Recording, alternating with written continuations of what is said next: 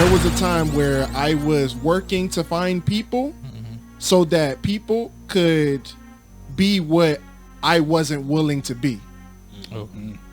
So instead, I changed my mindset up to figure out what I needed to be so that I can get to work on myself, with myself, and for myself. Therefore, when other people who on their boss shit just like me, they are doing the same thing. We come together and we put our boss brain.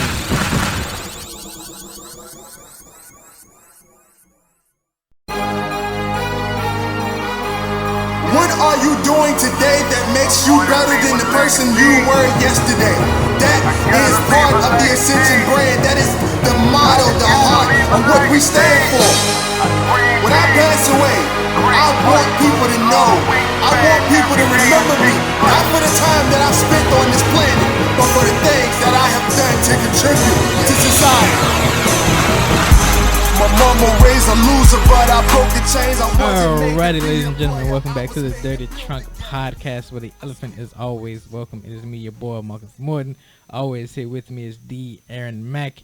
And we have, once again, can't say surprise guest, because, this was kind of planned. Surprise to them. Yo, I might as well be a third chair now, though, I feel like. Yeah. You've been on quite a few. You've been on more than anybody else has ever been on the Dirty Trunk. That's not like a part of the original crew, yeah. Yeah, like yeah. no, like in general. Past, handsome Rob. He's a past handsome Rob. So yeah. We have in the building just Alex, y'all. What up? Yeah, I'm saying I did the salute early. Oh, yeah. I saluted and I did it early. You said welcome back to the Dirty Trunk Podcast. Well, I mean, that salute could have went out to all our veterans. Well, I mean, it'll be way past Veterans Day by the time you guys hear this, but shout out to y'all. Veterans Day was recently. That's true. That's why we got paid early. I was so surprised about that. We got paid early? Yeah, we got paid on a Thursday. We did. I didn't even notice. It didn't matter to me. Yeah, I didn't even notice, man. I was like, All right, so what happened when you ain't living from check to check no more? Like, Facts. you just kind of forget about payday? Humble brag. Like, I mean, Excuse me. It needed to happen, bro. Like, Facts. it needed to happen. That mindset shift needed to happen for me, man. Because I was really in a bad place financially at one point, man. I remember I told the story on the podcast before. I asked Rob for money one time, man. Because I came up short for rent, bro, and I won't going back there. I understand. I won't. It just wasn't happening for me, man. But I didn't even realize we got paid early. Yep.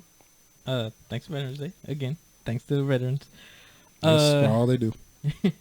Seriously. Yeah, they do a lot. And it's surprisingly incredible how deep the jobs for them go. Even though some of them, when they're like in the service, some of their jobs don't transfer that good to civilian life. Right. But they're in because so none of much mine is already. transferred. Yo, but school doesn't transfer to like civilian life. Oh. All right, that's a whole different. That's a hurt. podcast there. I'm sorry. That's an episode right there, Yeah, bro. I'm just saying. That is an episode right there, bro. Yeah, like I was like, I tried to put it on the maintenance application one time, man. I'm like, look, I know how to work on generators and stuff like that. Like, a Humvee mechanic, light wheel mechanic in the Army for 8 years. I can do maintenance work, right? And they was like, you ain't got no experience. I'm like, what? Wow. Thank you for your service, though. I think with that is because you don't have the the journeyman? I wasn't in corporate America with it, Marcus, was what he tried to tell me. Yeah, that's also crazy. another episode. But okay, yeah, sure, yeah. What are we here to talk about today, guys? Man. So we were throwing the we kind of talked about it earlier, but we were throwing the topic about people coming together and coming together for a bigger purpose, right? And just being friends, people coming together to work together and create something that the world can benefit from, and putting your skills together for a greater purpose, I guess you could say, like the collective. Yeah. So one thing that I realized, I guess I'll go ahead and start that up before we go into the boss of false. I noticed, like, just being at work recently, bro. Like, there's a lot of people with a lot of different skills, bro. Yeah. Like, you have a conversation with somebody, man, and I swear to God, we got enough skills just on our ship dock alone to probably build a skyscraper and then sell it for 400 times what it's worth, bro. Like, I swear to God, we just have that kind of skill on just in our little group, in our little section alone, bro. And I'm like, yo, what is stopping us from linking up on the day off, talking about what we're able to do, and coming up with some kind of strategy to help the world out? And not even just to make money, because it ain't even about that right now. Like, just something that we can all come together, put together, and actually do on the side that'll help, that'll push us forward in what we're doing in our lives, bro. Like, I swear, it's the most amazing thing when I'm having a conversation with somebody and, like, bro, I was talking to these two dudes one time, man, and, like, just found out, like, in a random conversation, dudes that you would never think knew how to do anything but lift boxes. All of a sudden you find out that these guys can break apart an engine and rebuild them again. I'm like, yo, what are y'all doing here? So, like, with that being said, like, if that keeps happening in our day-to-day lives, I think now it's time to talk about how people can come together and do things that, put their skills together. You don't necessarily have to be a whole bunch of people doing the same thing in a group, because at this point now, we're the example of people who coming together, bringing their skills to the table and figuring out how to move forward with those. Right.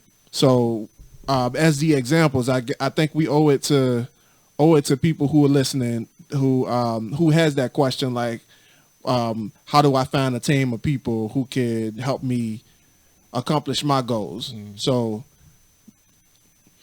I would say the answer to the how part is, and I think we actually said this before, but, like, yo, just live your life and do whatever you're passionate about. Because it's like we weren't looking for these people. We were just, doing our jobs. Maybe they seen something that we had doing outside of work, like, on my screensaver, it's, the character I got, Mr. Drawtastic? Dramatic. Mr. Dramatic. My screensaver is the character of me that he drew, and then usually that starts a conversation of, oh, did you draw that? I'd be like, no. But here's some things I did draw. These are some things I did make. And, it's just, stuff that people have in common, your likes and dislikes. Yeah. It's how to bring people together. People are made to attract things that, is natural or common to them. That's true. And just living your life just brings all that together. Like I said, like, we don't go looking for these people. It comes through small conversation, small talk. Oh, I like this car. Oh, well, I broke down this engine one time, and, it was for that same car. And I'm just like, where were you when my car was breaking down? Yeah. No, I'm saying. Yeah. Dumb luck. That too. I'm going to be real with you. Everything that I've done in the past few years, pure dumb luck. I mean, but that's let me attack that for a second. Is it really luck if you were doing what you're supposed to do and somebody saw it? And hear me out. No, hear me out, right? I didn't know y'all at all. No, at all. I'm talking, I ain't know who you were until my man was like, hey, Herb and Alex want to do a podcast. I'm like, who is Alex? Exactly. Marvel Tattoo. I was like, oh, that guy. Right.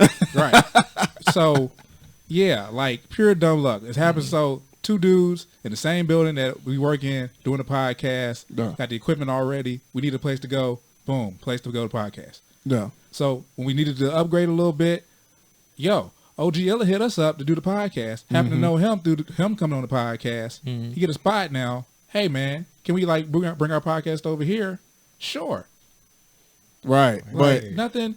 It wasn't anything where I was planning it per se. Mm-hmm. It just happened to work out my way. Yeah, but it didn't. And like I wanted to address that because like there's people out here who really feel like if I'm looking for something, I really need to be out here looking for it. And there was no point in that story that you said that you were looking for it. You were just doing what you were supposed to be doing. I mean, that's fair. Like my man, he was like, "Hey, look, I ready to start a podcast. We ready to start a podcast. Me and Herb. How do we start a podcast? Same thing with us. Like I wasn't looking for anybody to start a podcast with. Mark said I always wanted to do a podcast. I was like, all right, cool. Right. I've done a podcast before. He was like, I wonder how you get the equipment to do a podcast. I was like, I got the equipment at home. I mean, it's, a little old, a little shabby, but, I mean, we can do a podcast. Like, right. And then, we started working. And it wasn't not one situation where we was just sitting down like, yo, Ascension Media need another podcast. Who can we find to do another podcast? Well, ain't nobody. We didn't sit down and have that conversation. That wasn't a conversation. It's still not even a conversation now. But we were doing the podcast, and then Mark came to me and was just like, "Hey, so there's some guys that want to do a podcast. Can we help them out?" I was like, "Yeah, hell yeah, I don't mind doing that." And lo and behold, the family was started. Like pretty much. There was not one time that we ever went out and looked for anybody who's doing who we like. I mean, we didn't like go out to like search for people who can help us out. Mm-hmm. Just because I'm doing what I'm doing now we got a potential photographer that could be part of the squad now. Oh, really? Yeah. And I mean, we ain't got to talk about that, but it was literally a situation of here's what I want to do. And I was talking to her. I said, okay, if that's what you want to do, I need that skill. Here's what I do. Here's what I need you. Here's what I need that skill for. Here's what I can't do. How can you bridge the gap? I didn't go out looking for that because I mean, we kind of like, finances and all that other stuff like that too. Like, and then and so many people, they caught up on the money. I can't pay people to do this. I can't pay people to do that. If somebody believe in what you got going on, bro, you don't need to pay them a dime because they're going to be there anyway. Mm-hmm. I was going I had another dumb luck thing though. Mm-hmm. So I'll never forget the first time I'm at the vanilla job. I'm sitting there I don't know nobody, sitting at the table by myself, right? The table across from me, these 4 dudes sit down, right? Lo and behold, one of them is Mr. Dramatic. Mm-hmm. You know what I'm saying? Mm-hmm. Him and another guy that we know, Mark Keith, they invited me over and said, hey, man, come on, eat with us. Mm-hmm. Friendship was formed right then. It was the tattoos. Pure dumb luck. It might have been the tattoos. I don't know if I had the Marvel tattoo then. Come on. I don't know. Ooh. That's crazy. But I when mean, I first got there. Those two in general, like, especially Mr. Dramatic, man, like, you lighten up for one, because, like, you unapproachable, like, if no one knows you. Like, you just got this serious face, but then when people sit around you, hilarious, dude. Yeah, hilarious. Yeah. But back to what Aaron said about if you don't have the money, like, yeah, some cases you won't have the money, but if you can sell someone your dream, like, your dream will always be your dream. Don't get that, wrong or whatever. Mm-hmm. But if you can sell your idea of your dream, like, money doesn't even matter. Yeah, it don't, man. It don't. Like, cause, and I love it, man. Cause old girl was definitely like, people who make money in business, they had money to start with, and I was just like, yo, you really believe that? You really believe that? And I had to break it down to her. I'm like, look, you got to start somewhere. Mm-hmm. And at some point, you got to stop making excuses about the fact that you ain't got money. If you ain't got money, you ain't going to never have money because that's all you're thinking about is the fact that you ain't got money. That's why people living from paycheck to paycheck now, because they can't get out of the fact that they ain't got money. Exactly. So you put yourself in a whole position where now you on the defense and you can't do nothing but defensive moves. And you can't win the game on defense, bro. You're gonna have to go out to score at some point. At some point. That's true. Ooh, facts. But I was told before we get into the meat and potatoes of this episode, I was told that we have a boss of false. I don't know if you if you were necessary. You don't remember that. We gonna go ahead and move past it. And Alyssa was probably in there on. No, she ain't going to come in here and tell no story. So we gonna go ahead and breeze past that. She texted you about a boss of false recently that she was. Oh. Did you want to do the TV show one? Yeah. There's a TV show, Boss of Falls. I see that she. You want to come tell a story or something? Or because if you ain't coming in here to tell it, she ain't coming in here to tell it. So I think we need to go ahead and skip it. Okay. Well, I thought we could have did the This TV show Boss of Falls, but we couldn't get the recording. Aaron really wants to skip this boss spot, but okay. We ain't gotta do nothing. I was trying to come with an alternative. So the story was that when you get too big timey and too tech savvy that you forget how to use the simple tools. Oh. So someone forgot which key is used to get in their house. So is that boss of false move that you just so on another level that you just forget the simple things. Boss of false. All right, so as somebody who go ahead. As somebody who loves the Kanye song "I Am a God," you're asking the wrong person. Facts. I feel that. So sorry, Mom. let me add a little flesh. Let me add a little flesh to it because go ahead. He dumbed it down and he got me out here looking like an idiot. I just don't know how to find my house key. But so I was all right. So first of all, I'm gonna go ahead and put it like this. First of all, I don't use a car key. I don't have a car key. I got one of them beep joints where where you press the button on the door and it open up and you push the button and it start up. I got one of those. It ain't that deep. It's just a Hyundai. Like, I'm just saying, man. I gotta do all that physical stuff. And look, I bought this car specifically so I didn't. like real talk. I literally had like my specifications is it gotta have smart key and it gotta have a sunroof. I don't want much. It gotta have a smart key and it gotta have a sunroof. Specifically because I hate dealing with keys, bro. First thing I did when I moved in this house was I installed a ring, not a ring, but the little joint that you type numbers in and it automatically unlocks the door, so I don't have to deal with keys. Can I just point out something? This is some genius level shit because geniuses have weird levels of shit they're annoyed with, and keys is his. I don't know nothing about that, but still, I'm serious. Listen to Kanye going around about jeans. He hates jeans. He doesn't like jeans. Not What's really. wrong with jeans? It was a matter. It's just I don't know what about the beef for jeans, but yeah. So I did that so I don't have to fumble around with keys. I'd rather just keep it and open the door, go right in. So recently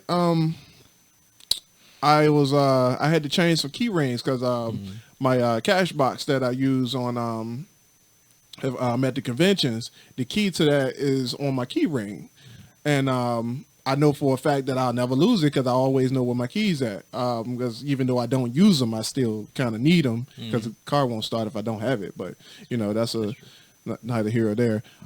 So the joints, they came on like this little flimsy little picture hanging wire keychain that it was in my pocket the wrong way, and the joint just got bent all up out of shape, and the keys almost fell off it. So I had to put them on like a real key ring.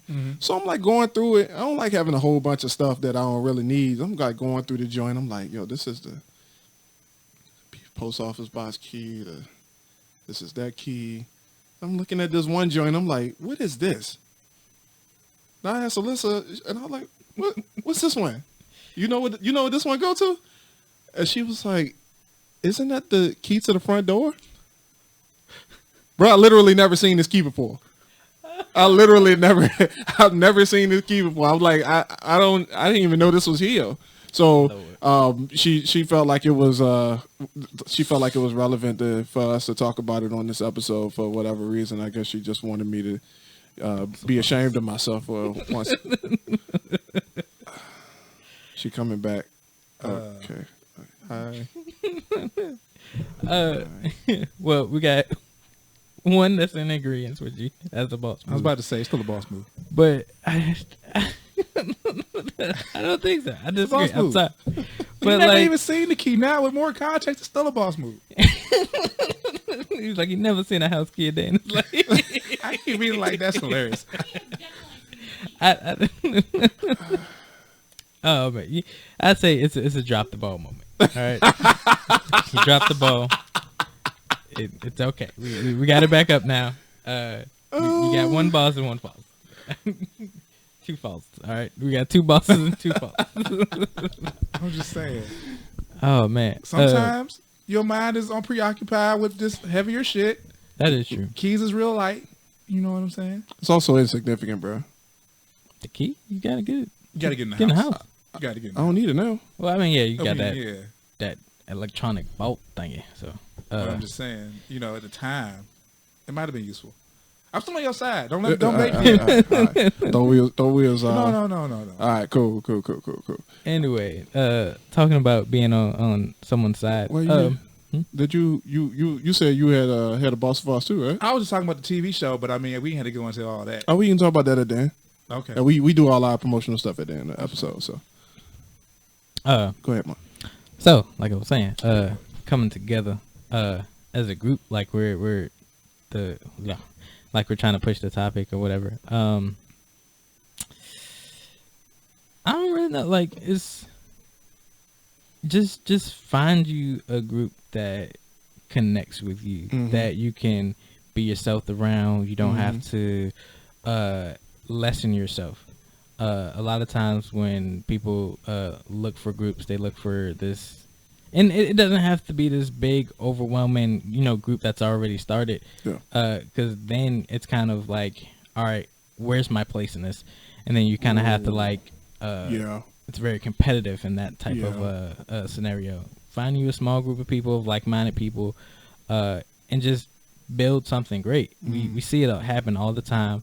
We look at Jeff Bezos. Started out in a couple of guys with a computer in his garage selling books, and now he's building spaceships. Don't know why, but Fucking weird. Yeah, a little bit. It's a weird flex, bro. I don't want to get into gossip. Never mind. I don't even want to do it. Yo, like I've been there before though, man. I've been in a situation where I was in a spot on my own, making YouTube videos that won't nobody really watching. Trying to like have that, like come up with a way to find people who could help me out and like join the vision. Cause like I told y'all, like the Ascension brand has been what it is since 2017. Like I came up with the Ascension idea in 2017, and like I was just always like, yo, how do I find people to help the roll with? How do I find people to help push this vision forward? Like where are they gonna come from? Like what do I need to say? Like what do I need to do to get those people on board? Who are those people? Where am I going to find them at? But like what I ended up realizing was like ET said this, and it kind of hit me in a real low spot. And it was like he said that the fact that you looking for people to help support your vision is already the problem. oh, He said you shouldn't have to go out and look for anybody and convince anybody that that your mission is a good mission. If you're doing what you're supposed to do, then people are going to come along anyway. And that's why, like, when you said that, it was dumb luck, I don't necessarily believe that it was dumb luck. You were doing what you were supposed to do. You were being a nice person. You were being authentically you. The Just Alex brand in general is like you just being authentically you. And you were able to bring that to the podcast because you and Herb linked up. Herb was like, all right, look, I like this dude. Let's go ahead and make the podcast. We friends. Let's go ahead and make it happen. True. And the same thing with Mark. Mark got skills. Dude just do a little bit of everything. And I'm just like, and for whatever reason, even though the brand wasn't necessarily established, or I mean, there was absolutely no actual sense going into anything that we were doing at the beginning. And for whatever reason, Mark still stayed. So like obviously like there was some part of the vision that he actually saw and attached himself to. We don't necessarily talk about what it is, but my man's still here. This is episode 112. Like I just want somebody to catch that. Like we didn't go out looking for each other. There was no bounty hunts. There was no hitman going out to look for nobody. Like this was literally just people coming together and we got a like-minded goal and we're here to push that same goal. I mean, yeah, what you seek is seeking you. Right. You know what I'm saying? Like you may not come across it immediately, but you'll get there. So, yeah. That's all it is. Ooh. All right. So what do we tell to the person that's he's been working and he doesn't see the results right away, or the he's not connecting with people right away. How would he? I'm not gonna say like be on the lookout for it, but like, how does he work through that? I guess that fog of, all right, there's Keep no working. one around me but just me. Keep working. That's really it. You got to work through it. Got to. All right. So first of all, I gotta say, like, for real, like, this is a message for a lot of people out there. Like, no particular person in general, but you know, we know a few. And I ain't trying to put y'all out there like that, but you know, if the shoe fits, you got to do something longer than 5 minutes in order for something to come to you, bro. Like, real talk. Like I Consistency. Why am I having conversations with people who only 21 talking about they about to give up on their goal? You 21. How long have you been working on it? You just started, basically. Right. And you come from a corporate America background where ain't nobody ever did what you trying to do, and you 21 and you about to quit. When did you start? Facts. I mean, yeah. Like you it takes 10,000 hours to be a professional at something. And you're gonna get to at least 7,000 hours of hard work before somebody even see you working. And if you out here trying to show that you working, you ain't working because you so busy trying to be the show that you ain't creating it. Oh, but that's not their fault. That's the generation's fault, because everything is for show. I feel that.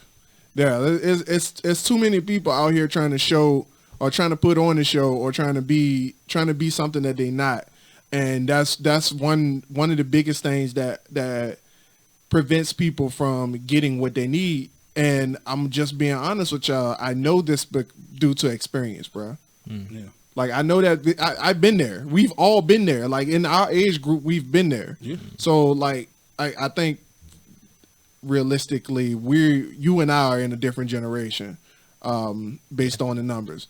But like, I was born in the 90s, bro. Like, Same.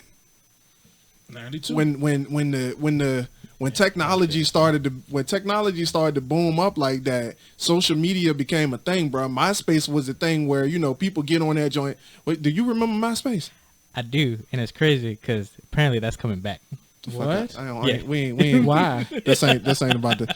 Yeah, all right, so being something that it ain't. Watch it come out, be something completely different with a whole different Metaverse MySpace is weird. It might be. There you go. But yeah, like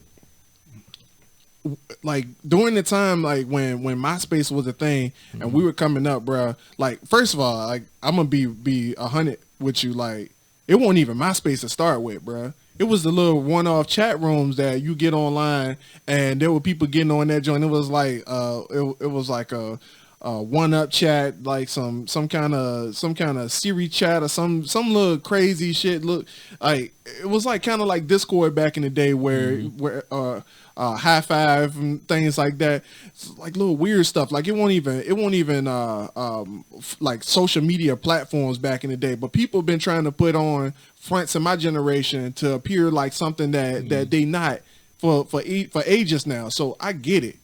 I understand the allure of trying to of thinking that if I show one result online, then eventually some people are gonna come and they're gonna wanna tag along to whatever. Like I don't have to have substance in what I'm thinking or what I'm saying, or I don't have to have a real vision, because if I show results, then people are going to come.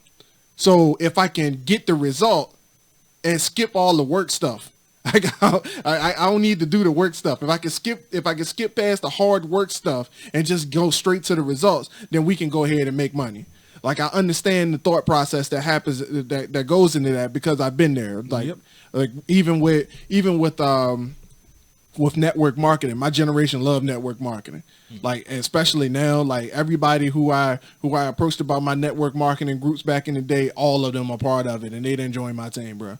But they joined it because now they understand that I can, or they have this idea that I can get online and I can say that I'm working with this person over here, and now all of a sudden you're gonna feel like this person is this high status, and I can fake it like I'm associated with them directly, and now you're gonna come to me, and now we gonna link up, and we gonna do work together so we can be like them.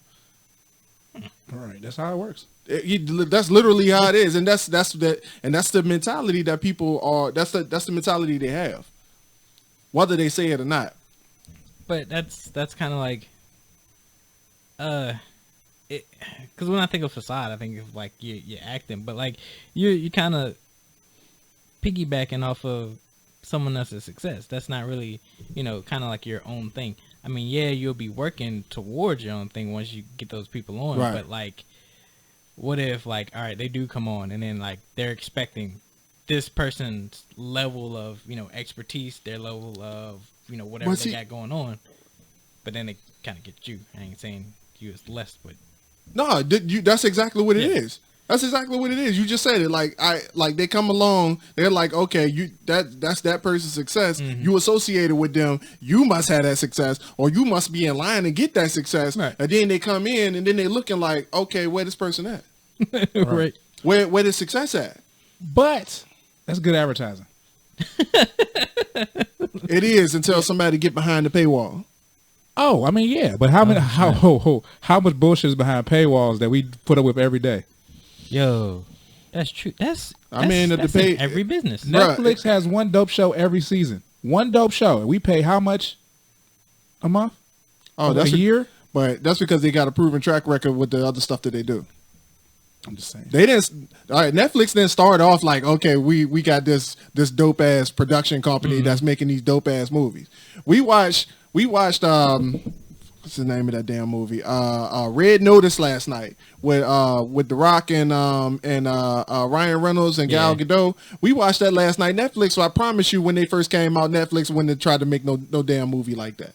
Yeah, but was it good though? It was fucking dope. Okay, that movie was dope. Because I've heard them call action movie the movie, and I was like, damn. all right. So, that Netflix back in the day, I don't even remember what year Netflix came out, but I don't either. But Netflix wouldn't have started off with, oh yeah, let's go ahead and start making this movie. They would have flopped. Yeah, they would have flopped. What they did was they started doing what they can do first. Mm-hmm. They started doing what they can do. They started with showing other people's movies. Yeah, they started with Netflix at first was DVD rentals. Yeah, they send you and then you have to send it back. Yeah, yeah. Was that that killed Blockbuster? It destroyed them. Yeah. Absolutely destroyed them. But Blockbuster won't even growing into what they needed to be, and that's why they ended up losing. Yeah, you know what? Blockbuster should have done what Redbox did. They should have put their money together, bought Redbox or whoever owned Redbox, and do that. Would you believe that was the plan, and they denied it? Stop. They turned it down. Yeah. Now look at y'all. Yeah. Dumbass. It's a whole bunch of stuff that could have saved companies, but they didn't see the vision. That is true. Oh, that's another thing. That's basically why we're having this. Well, not basically why we're having this conversation, but that's a part of this conversation. Like selling your vision. Yeah.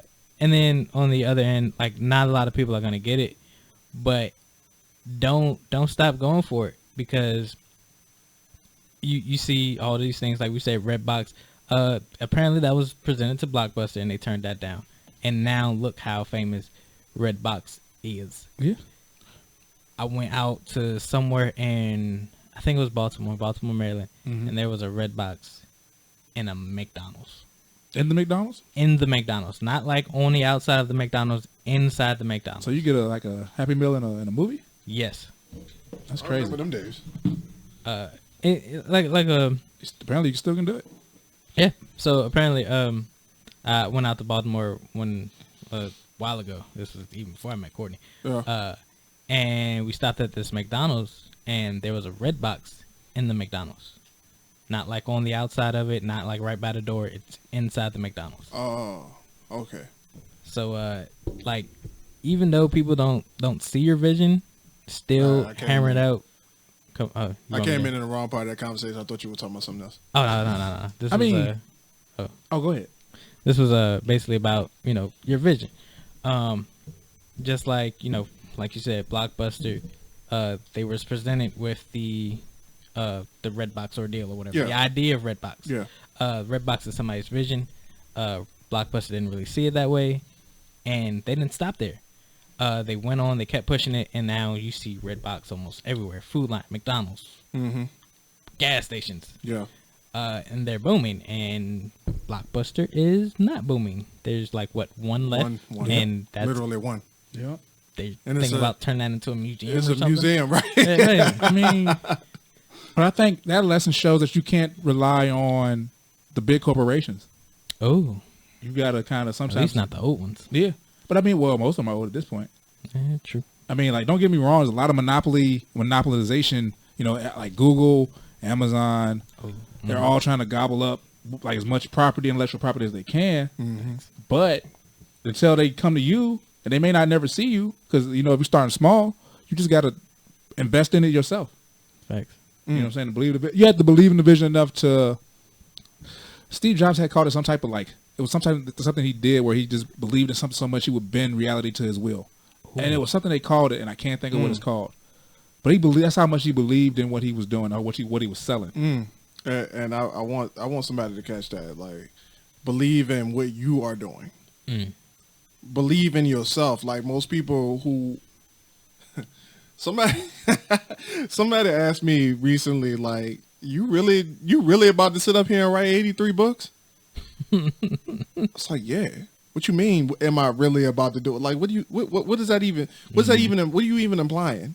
It said, well, what if this one doesn't sell? What if that one doesn't sell? What if you get to somewhere and I'm like, the story still needs to be told. What are you talking about? Right. Like, at some point, did like half of Steve Rogers' fucking history disappear because the comic book won't selling?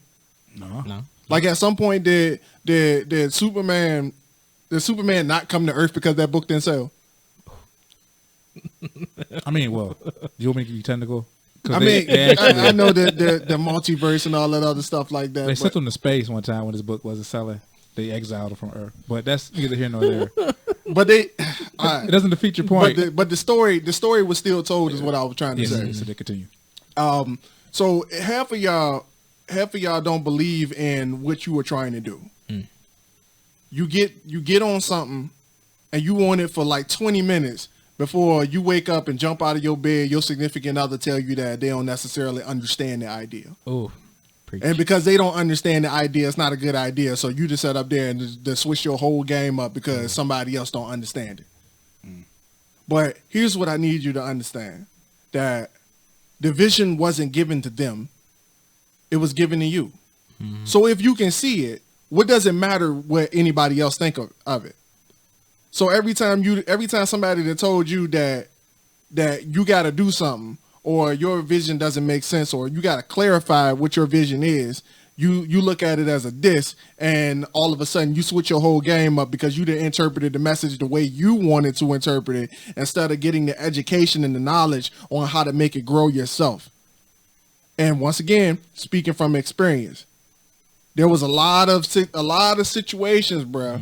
I mean, a lot of situations. At one point somebody told me that it's hard to get a book published. And that's why it took me 10 years to write Legend of the Oracles. It took me 10 years because I was listening to what other people were saying. I was listening to what other people say, what they thought was hard. Yeah. Not what I thought was hard. Because it don't matter. Like, if I don't believe in me, it doesn't matter what you think is hard or what or literally what I think is hard. Because if you say it's hard, if I don't believe in me anyway, I'm not going to do it. Right. That's true. So I need y'all to understand that if you don't have belief in what you're doing, you'll never make it. And since we're on the team aspect of the conversation, if you don't believe in it, how the hell do you think you're going to get somebody else to believe in it with you? Or you just sit up there like, okay, look, if I had this person, I'll be all right.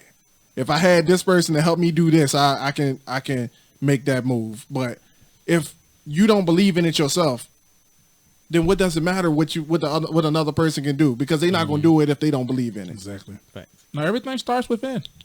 Everything. Happiness, I'm all of talking that. everything, bro. When I learned that, man, that changed my life, dog. Yeah. It's literally just that simple.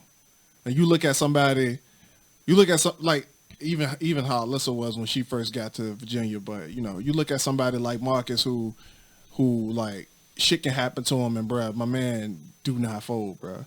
Like I think I seen Marcus mad one time. Yeah. I've never seen And it wasn't even like real mad. It was like upset. like upset about something. Like I could have done without that situation, but he won't like pissed. Yeah. Opposed to me, I'm just like, hey, the smallest thing happened, I'm blowing up on folks. I'm cussing people out, all type of stuff. But the hoodies came and Herb came. What's up? My bad, I saw the hoodies first, bro.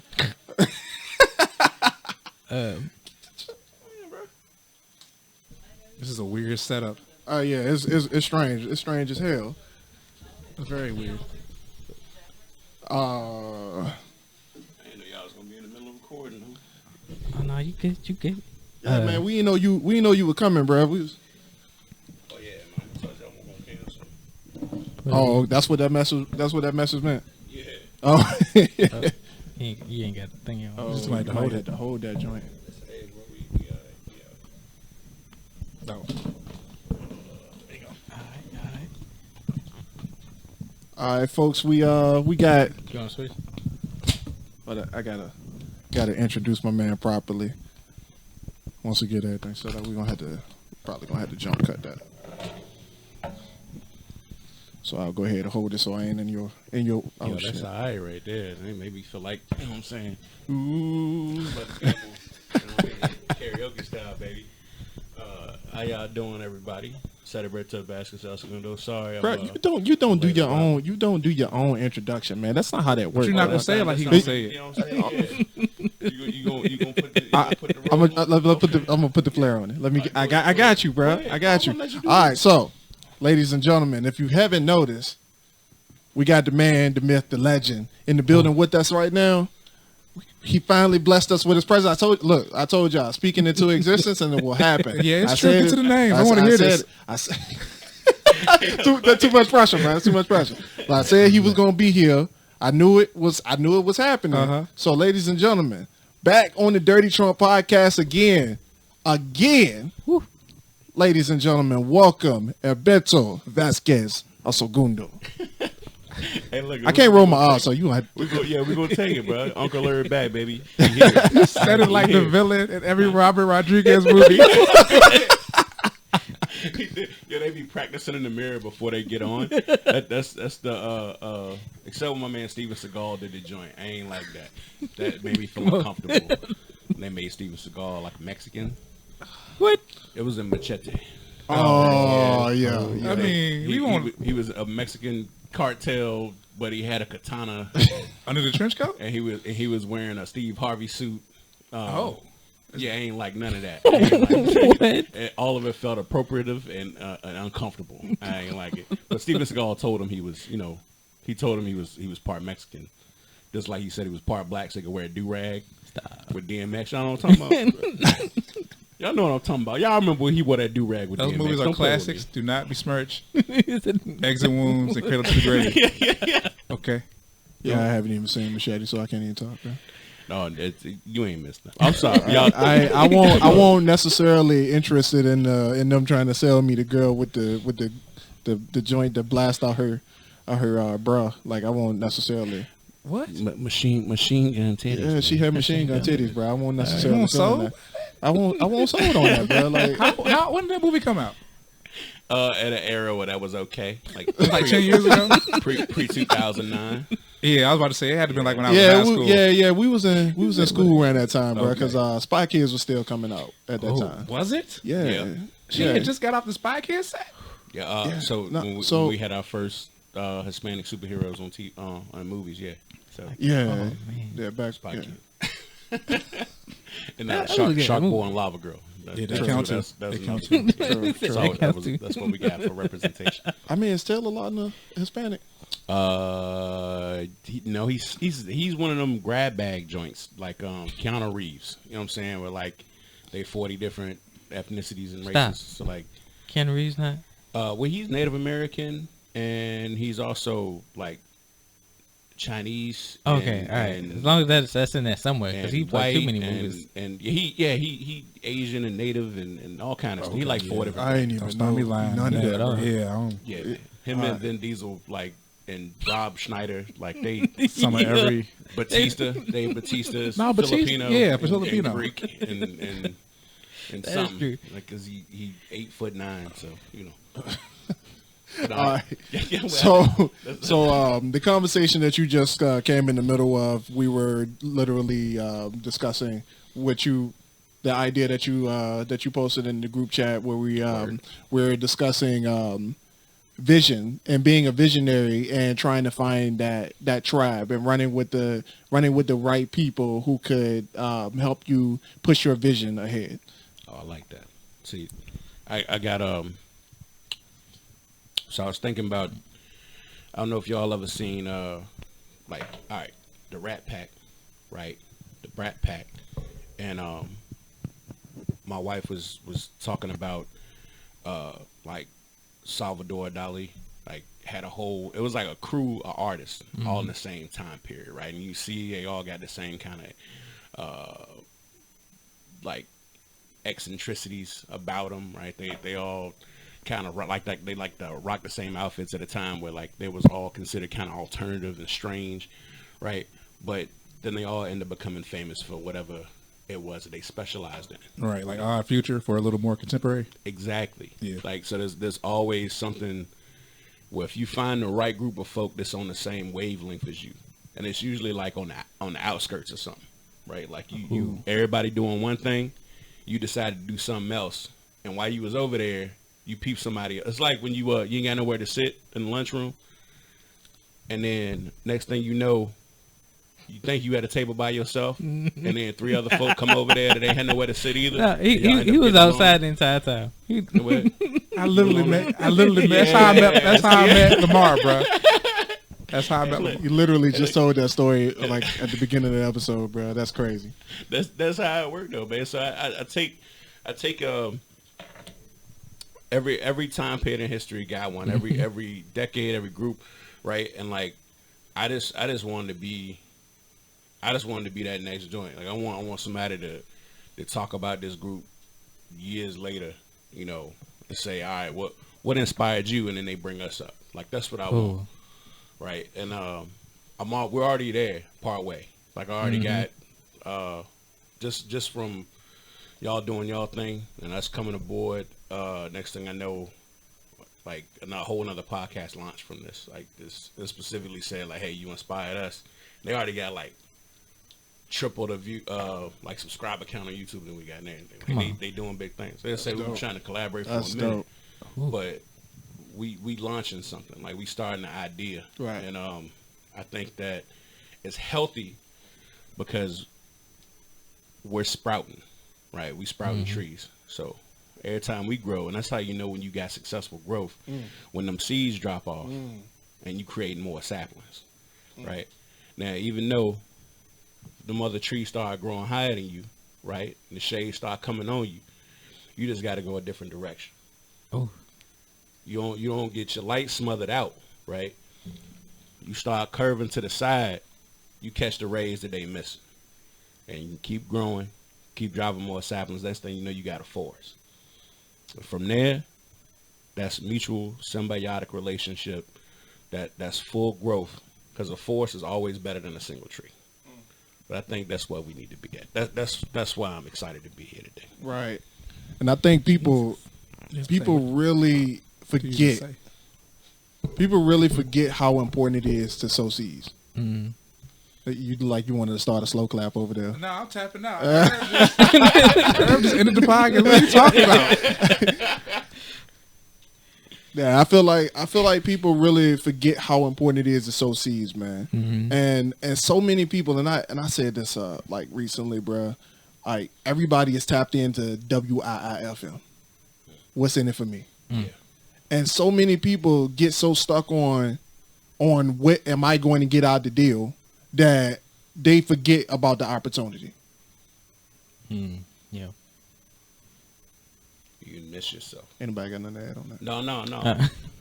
You miss yourself, bro. Like, it's like if you're so busy thinking about what it's going to take for you or what you can get out of a situation, and you're not thinking about what you can do for somebody else, right? It's like, at the end of the day, if I'm only worried about my sustainability, right, and I'm only considering what kind of projects I want to work on, what I can do for me, you're going to miss out on all that creative juice that comes from somebody else's plan. Because for all you know, somebody else's idea is to get you further. But if you skipping out on what they trying to say to you, you're going to miss all of that. And that's something I said before, specifically about what we do. Like, it's cross promotion. It's free advertisement for our own individual projects to work together. So every time we hop on screen together, we're on camera together, we're on mics together, it gives us an opportunity to talk about our individual goals collectively. And you might just have something going like, yeah, I want to do this and blah, blah, blah. But the next person comes up and says, well, I know somebody who's already, I know somebody that can help you do that. I know somebody that got some free space for you. And you move forward that way.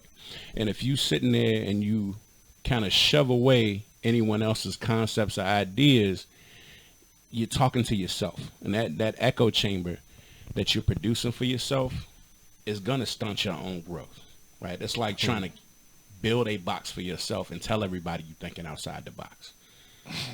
All you did was create your own box. You ain't different. You locking yourself into something very specific. But where you going to go from there, right? Like, did you think about going to conventions when you first started writing? Yeah.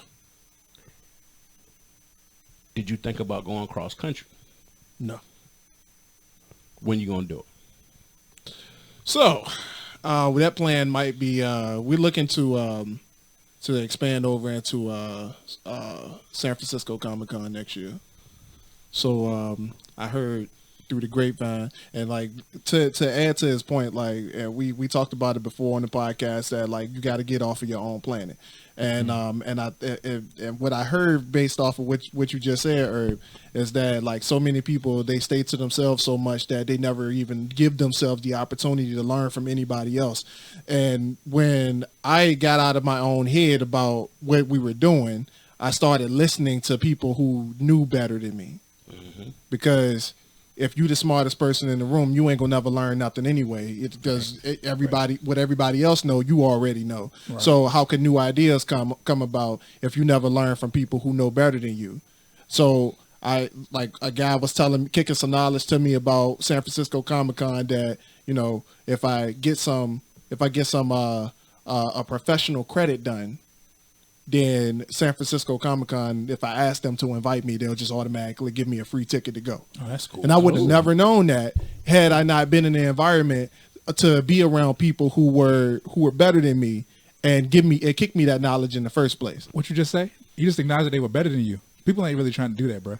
Yeah. Oh man, yeah, that's true. That's true. That's real. That's Ego real. kills. Nigga, I'm the shit. What you talking about? He ain't better than me. That's real, bro. He just started first. That's it. Only one. Yeah. He ain't better though. And I feel it, bro, because like we come and like, especially, bro, I'm from the hood, so I like Fifth Ward, Petersburg, bro. I ain't from no environment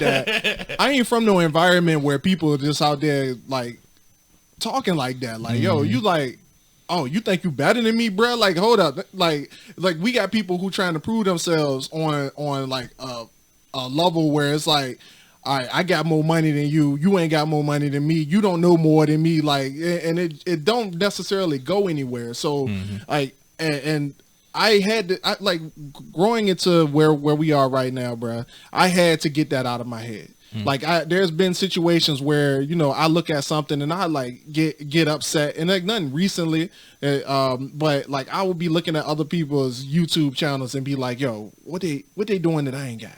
Like, yo, that's messed up that they, and I, like, you get to a point where you start like looking for ways to tear people down because you're insecure about your own position in life. Yeah. And you end up putting more energy into what you don't have versus what they have, and you don't even figure out how to get it because you're so busy worrying about how to take it from them. I'm gonna put it in perspective for y'all out there listening. The Wale principle, right? Like, oh, this won't be good. So I don't know if y'all recently seen my man put on the internet shooting himself in the foot again, saying that he was the GOAT. Y'all just won't acknowledge it. And how, you know, the whole world's trying to hold him back, right? That same speech.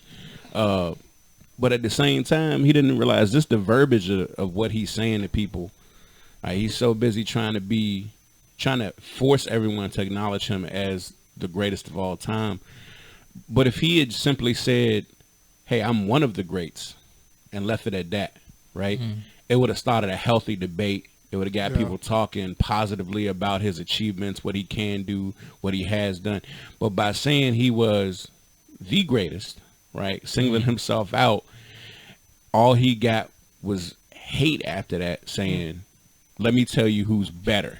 So he just had a whole bunch of people telling him how he couldn't do this, he couldn't do that, how, you know, this track ain't nothing, this is garbage.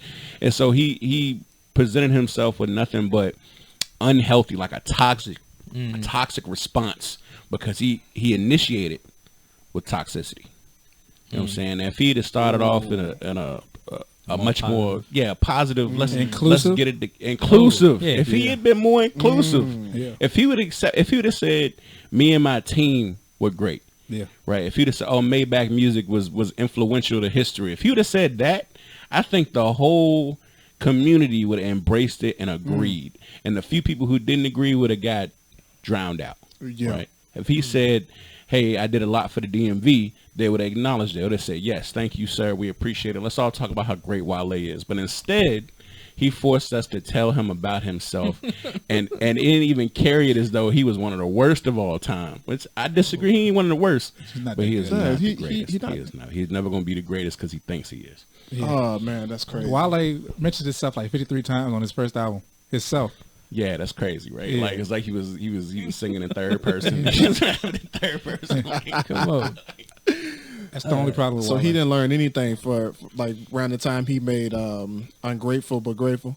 Oh, wow. He ain't learned nothing. He ain't learned nothing, man. I thought he did because he had an interview where he act like he learned something, and then immediately, I don't know, he got in his feelings or something. I don't know what happened, but you got a second chance with your career. You came back, you did something independent, and it was successful, and that should have been your time to be humble and say, I appreciate my fans and thank y'all for sticking with me through these hard times.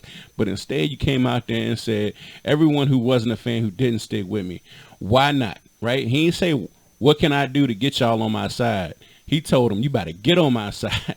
Right? Like, he tried to force their hand without presenting them with new material, new information. If you don't have a new concept, a new idea to give the people, how you going to expect them? If your recipe been the same your whole life and they ain't like it the first time, or if it was only in, because if it was in, they not gonna eat your food next year. You know what's crazy though? Like, and he had, I have all reason to believe that my man just went back to the hood and somebody gave him that advice. Because I can't imagine Rick Ross, like you sitting in a conversation with Rick Ross, and Rick Ross gave you the advice to put that post out. No, Rick Ross never done nothing like that. Like somebody gaslight. Like, and like we talking like, getting around people who are better than you. Like if he was in the room with Rick Ross instead of in the room with whoever allowed him to put that post up. Like, yo, who were you in the presence of when you did that? Because I can't imagine in no universe at all where, you know, not even the opposite, you know, where it was opposite day and somebody said yes means no. You could have put that out and you got a better response, bro. Like, I can't imagine that being a thing. I think he ran out of people on his team. I don't think nobody was in the room with him, and I think that's the issue. I think he was on his own planet. I think he was sitting there shouting out into the ether on his own, and he ain't had nobody beside of him to go, let's think about that. Let's readdress it. Like, and then what? Let's edit it. Don't even take it down. Just edit it real quick and you know, just read it. Read it again. Read it out loud. Look in the mirror and read it. Like, or you know what you do is you show somebody the same post but under somebody else's name, and when they look at it, go, that's crazy. Why would somebody say that? They go, brother, that was you. You said that. I guarantee if they had put if somebody showed him that same post but put Meek Mill profile picture on it, he would have been laughing like, that boy crazy. Let me call Meek and tell him about it. He over there tripping again. I can't believe he out here wilding like this. Y'all let that man do that. And then they said, that was you, Wale. He was, maybe I am tripping a little bit. You know, I ain't think it was 3 a.m. I was, you know, drunk as. Yeah. I don't know, man. Obviously, because rap is different though. You gotta have a health. No, rap is different. They all got egos, bro. Yeah, and there's a reason why a lot of them don't last for so long. Yeah, I understand. It's that's a short-lived career, and people talk about you know, jail time and whatever. But honestly, a lot of people that even when they free out and about and they can't make it to the next step, is because somebody is stifling themselves or stifling the person next to them, and it ends up hurting them. Because I think about what happened to Craig Mack, right? They say Craig Mack had his one joint, right? Flavor in Your Ear. They came out a remix. They put everybody on Bad Boy on there, right? They did big things, and they said they let Craig Mack down because they didn't take him along for the ride when everybody else was popping, right? Now, granted, true, but part of that issue is it's what Puffy was doing, and he was stifling Craig, right? Now, that being said, you could say, all right, well, Puffy ended up being successful regardless of all the people he snuffed out career-wise. But he could have been more successful. So I'm happy for him that, you know, he get to be this billionaire, right? But nice catch. It could have been less stressful for him. It could have been less stressful. He could have got more bread, honestly. He could have hit that first billion faster had he allowed people to come for a ride with him, right? Because at the end of the day, if you're making a percentage off everybody's stuff anyway, why would you ever hold anybody back? If anything, you should boost them up. And then, if they think they're scared they're going to go off and do another deal or something, make them happy. If you make them happy, they're going to come back. They're not going to go anywhere. And imagine if P. Diddy was upset about the guy who he worked with. I don't remember the guy's name, but P. Diddy worked for a record label, and he ended up getting fired or let go or something. They were talking about it in the Notorious movie. And imagine him just being just going on a tangent and complaining about it instead of doing something about it. My man got fired and just went. He was like, all right, look, I was already working for my man. I know what to do now, so I ain't about to go try to find another job or work at McDonald's or some dumb shit like that. I'm just gonna do what he did. I know what he did. I was behind the scenes. I saw it. So I'm just gonna go do the same thing. You're right, and that's a misstep too. You show somebody everything you know and then alienate them. Right? You getting that mic, man? You show somebody everything they know, alienate them away from you. Right? They take everything you taught them, come back, do it better than you, bruh. And yet still he could have learned more. Now realize that the people that came after him took the same knowledge he knew and flipped it again. So we talk about, I look at Jay-Z a lot. Jay-Z spent a lot of time having people teach him things and then alienating him and him telling them how he felt when they were doing it. Right? That's what happened to Dame Dash. As Jay-Z said, Dame was wilding. He was wilding. Dang was wild, bro. And he was the businessman. He was the one that knew the business. He was the one making sure they were getting a proper cut. He was the one making sure that they had ownership. He was the one making sure that it was a solid foundation. And Jay-Z was the talent though, and he told him, yeah. He said, I don't like the way you treating me. And Dame said, just listen to what I'm saying. I'm gonna show you the way. And he go, all right. Well, he's showing him the way, and the whole time he kept saying, all right, but I don't like how you're not including me in the decision making. Yep. I don't like how this is working out. And then he became his boss later. Also, Dame don't know how to talk to people. He don't know how to talk to people. Dame really don't, bro. He really embarrassed himself, and he came in there and said, you won't allow to talk to nobody but me. And they was like, you don't even work here no more. You don't even know. Come on. You don't even work. You been fired, dog. This is like get the memo yet. But but yeah, you gotta, if you're gonna have your collective, you're gonna have your group, right? And you're gonna inspire one another. You gotta make sure that you're doing it in a healthy way. That's what I think. That's my general point. Is you gotta make sure that when you bringing somebody along with you, they want to be with you. Right, because this is always the opportunity that they learning from you, and they gonna come and snake it from you.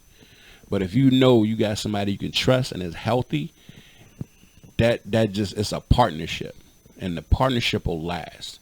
The difference between that employee boss mentality, right? All you thinking about is how can I be that person's boss, right? You just want to feel like you the person in charge. But if y'all know y'all co-workers, y'all together, right? You co-owners, that's a different story. When you a co-owner, everything that you do and everything the person besides you does is going to benefit the business. And together, it's going to grow, right? You helping each other out all the time, every step of the way. There's nothing that you can do that succeeds and is going to make the other person fail. That's a true partnership. Oh, absolutely. Oh, bro, I hate when when we have people that's like featured on the episode, and I end up getting into this mode where I'm just like learning instead of like actually being a part of the episode. Like I'm just like, yo, you just go turn my mic off and let him talk for the rest of the time. But yeah, man. And one thing that I caught from what you said earlier was like that people, like you said something about feelings. Yeah. I ain't hear much of the other part. But the feelings thing, feelings thing stuck to me because some people they can't get their shit together because they in their feelings, and like everybody just want to feel everything. Like you just like, and you know I ain't trying to stomp on nobody, but like yo y'all come into the business sense and y'all think that everything is just supposed to feel great. Yeah. Like you just like, all right, yeah, this supposed to feel like I supposed to just be happy all the time. Like I supposed to be, charismatic and everything's supposed to flow well. And, like ain't nothing ever supposed to go wrong. Like, bro, like we have disputes. Like it happens. Like, and like there's things that we. Oh, I was gonna say earlier. I found out that this motherfucker right here does not like Die Hard as a Christmas movie. Bro, it's not. What do you say? You don't think Die Hard is a Christmas movie? No, it's not, bro. It's a Christmas. It takes place during Christmas. It's got a Christmas tree. There's a Santa Claus in it. stop. And the same thing with every other Christmas movie about family togetherness is about getting a family back together. I want you to think about all them Hallmark movies and all that, right? It's always that one person that's like, oh, you had a happy family, now you sour and you salty because you drank too much or you got too much into your job. Because never forget, it's a sequel. And the first one, the detective with Frank Sinatra, right? You see his relationship with his wife start to go sour because of his work, because he puts too much of himself. He ain't cheated nothing, right? He just put too much of himself into being a police officer. So when you see him and his wife are already separated at this point, he's coming back during the holidays because he's trying to get things back together with her, right? And the only way to do it, the only way to do it, right? He's like, I'm gonna show her that being with her means more to me than being a cop. I'm gonna say, forget all this Christmas craziness going on with the police precinct. I'm gonna come over here and I'm gonna pick her up from work and we're gonna have a good time. But she having a Christmas party at her office, right? Facts. I'm gonna wait. I'm gonna be chill, and then things go south.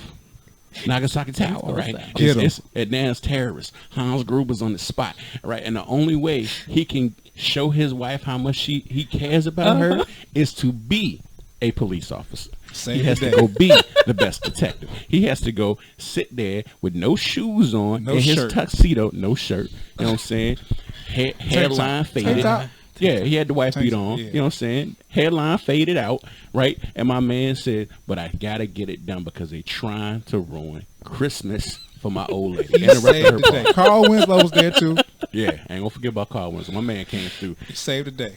Reginald Vell Johnson. So mad, Big Joe. king. We're so deep into that. But it is, man. And I'm wearing a Hook shirt right now because that's my favorite Christmas movie. You know what I'm saying? With it. Same concept. All right, I'm gonna before I derail the conversation any further. Oh, Iron Man 3, Christmas movie or not? It's set during Christmas.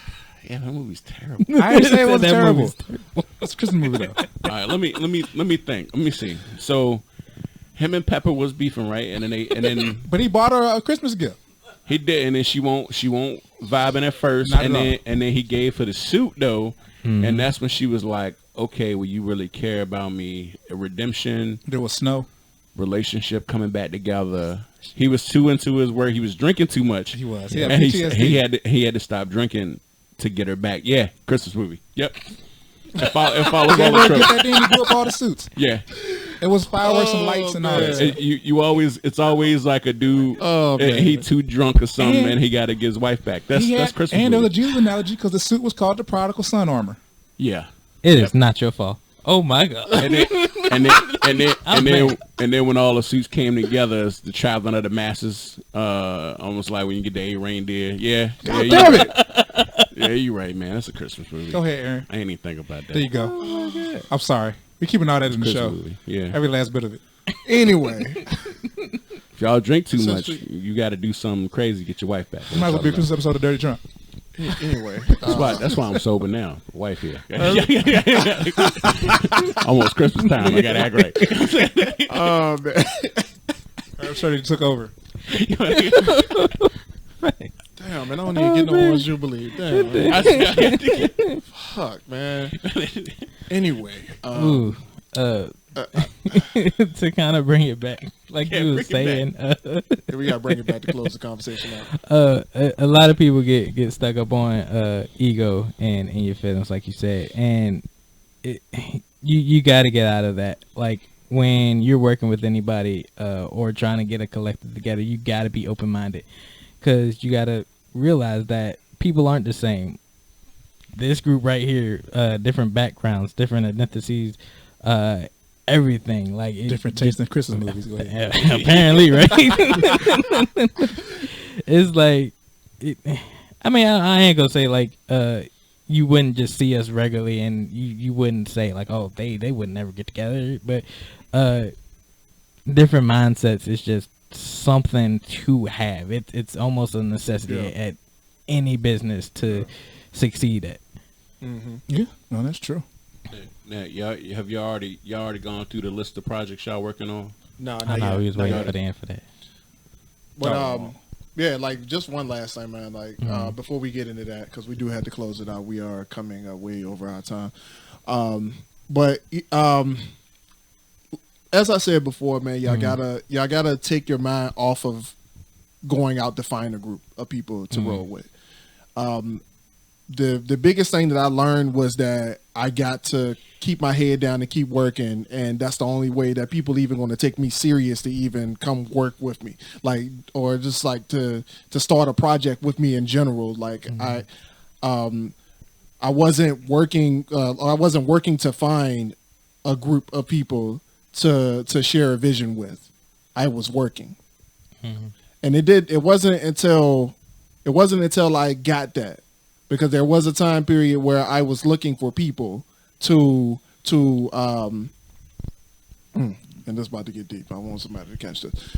But there was a time where I was working to find people so that people could be what I wasn't willing to be. So instead, I changed my mindset up to figure out what I needed to be so that I can get to work on myself, with myself, and for myself.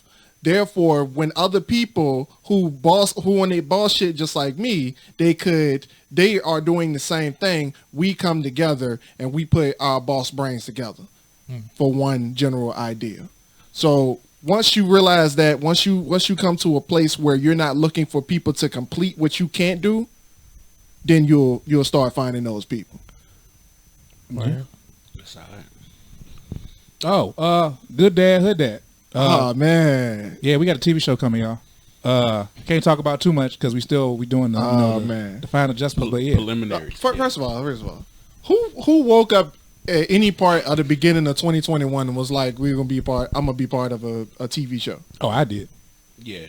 I kind of wanted to. I mean, shit. Courtney was like, I kind of shoot myself. though, but I was like, dang. Oh, I didn't shoot myself in the man, foot it's all though, right. because I don't know if that really count, but I was thinking about movies though, but you know, I mean, it's close enough. Well, there's a short film we're supposed to be doing, but we ain't even started on that yet. It's with duct tape. Ooh. Oh, I don't know nothing about that. Yeah, he didn't sign me to duct that. tape said he wanted to do a short film with us. that sounds very interesting. Yeah, there's also a film festival. Somebody I know want to get together up in It's Richmond. also another idea, the film festival. You pitch it there. You already talked to you about that too. Yeah. So like and I got Oh, that's a good point. a boy Trap Anime. You know what I'm saying? Oh, Michael Japong. He Let's he go. just put out his short film. So he I'm trying to get him involved too. You know what I mean? Making his movies now. So like it's a lot of people out here doing a lot of indie films, and I think word. between us and Ugly, you know what I'm saying? We get something together. Yeah. Morton's Castle. All right. So, come next year, I'll probably be deep into getting everything finalized for Crystal Age. It's a game I'm working on. We got a name. Yeah. That's what I'm talking about. So look forward to that. Should I give some details? Just save it. Okay. We let the details be the proof. All right. Can't wait for that one. So as you guys know, right now is NaNoWriMo knee deep into trying to get a 50,000 word count before the end of the month of November, and right now I think Alyssa is in there continuously busting out words as we speak. She is way farther than I am as it comes to word count. And it's a bit embarrassing. It's a bit embarrassing, bro. But I'm proud of her, man, because she went into this with like, I don't really know if I can do this. You're the author, so I don't really know. Like, you. yeah, right. She trying to pub me. Man. She trying to pub me up, and now she's like, it's okay. The sympathy pack. But currently, right now, we're working on a free series. Well, it will be kind of free, but it's going to be part of a Patreon series that I'm doing for Patreon only. But at the end, once all of these episodes are out, we're going to go for the anthology that builds the Ascension universe and adds a little bit of flesh to what we've created so far. Okay. But yeah. All right. I got so I know we talked about it before. We got invited to do a live podcast episode next year. Ooh. So there's like Big Tom's thing? Yeah. So there's a comedy, like a pop-up comedy show that happened this past summer. It's like a outdoor comedy show, like cookout, right? That's it's like a little Richmond thing now, right? And it got way more attendance than they thought it was gonna get. It's one of those you think you're gonna get 5-10 people because it's first time and it was his first time really promoting his own comedy festival. Like I'm gonna call it a festival. He said it won't, but like It was what, 10 comedians? 10 comedians. I mean, like 200 attendees. Like Yeah, that's a festival. That's a big deal. And he's talking about doing the same thing next year, and he's asking for us to come do a live episode for the festival, and I'm with it. But that's the type of stuff I'm looking forward to doing in the future. Like I said, we got the short film Duct Tape wants to do with us. We got the film festival. We got to start figuring out. Also got still ain't done Irv 804. It's supposed to be our second show. It's gonna be next year, early next year. But at this rate. But there's a third one I ain't tell y'all guys about. So I know it's the first time we're really talking about it. But so my boy Shemp, right, my son, Saturday morning of who's now working with Girl Gang, right. Okay. Oh, is that official now? Yeah, it's official. He told me that he finally up in the studio with Girl Gang. Him and Yeah, Scuddy I talked it noticed out. that. Scuddy finally convinced him like, yo, hop on. Word. good for So him, man. yeah, he's doing big things. And he told me, he said, hey man, I got some cameras that I don't know what to do with. He says, but the one thing I do know, I want to direct a show. Let's go. He says, I want to produce. So what you want to do? I said, what's your show? He said, my show is you. I said, what you mean my show is me, man? I already got a show. He says, nah. He says, I want that thing you do. Like, he loves history, right? And the thing he likes even more than reading history and hearing about history, right? He likes hearing history in my words. So he says, I got an idea on YouTube as just you telling your version of historical events to people. Almost like a combination of like, It's like drunk history. you right on the money, or Herb's own personal version of history, right? Like just in my words, a brief like, this is what we mix drunk history and oversimplified together, right? And then and he says that, and I wanna. It ain't just gonna be in the studio. He want to take it like on the road. He said he got this vision of taking me down to Jamestown and Yorktown and like historical sites, right? And just having me explain the significance of them. Like to him, but him being the audience, right? Like to the camera, right? And just explain the historical significance of them and my own, because I can't tell a story without doing a little bit of reenactment too. Right. I'll be in there, and then put it online for the world to see. He also wants me to start getting on Discord. He wants to show me how to properly use Discord. So there's people looking for storytellers, paid storytellers essentially. So they want people looking to pay DMs, right? And I've been DMing since like 2013. Well, no, 13 years actually. So it's 2000. How long ago was 2007, y'all? 2014. Yeah, 14 years. Yeah. All right, yes, I've been DMing for like 14 years, and he's telling me people are looking for like to pay DMs to actually get out here, just like for creating their stories and telling their stories. So he wanted me to start doing that with him.